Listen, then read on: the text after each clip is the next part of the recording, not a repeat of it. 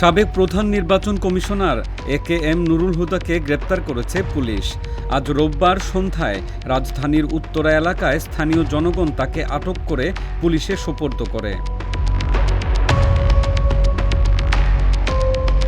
বিষয়টি নিশ্চিত করেছেন উত্তরা পশ্চিম থানার ভারপ্রাপ্ত কর্মকর্তা মোহাম্মদ হাফিজুর রহমান।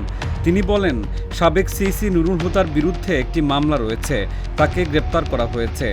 পরবর্তী আইনগত ব্যবস্থা গ্রহণের প্রক্রিয়া চলছে।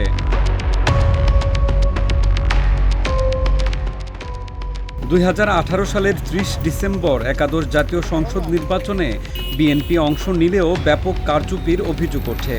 অধিকাংশ ভোট আগের রাতে হয়ে যাওয়ায় সে নির্বাচনের নাম হয় নিশিরাতের নির্বাচন।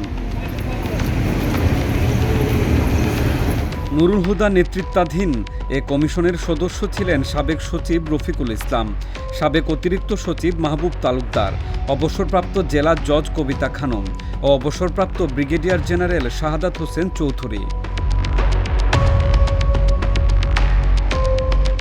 এদিকে আজ রোববার রাজধানীর শেরেবাংলা নগর থানায় প্রহসনের নির্বাচন করার অভিযোগে সাবেক 3 প্রধান নির্বাচন কমিশনার সহ 21 জনের নাম উল্লেখ করে মামলার আবেদন করে বাংলাদেশ জাতীয়তাবাদী দল বিএনপি।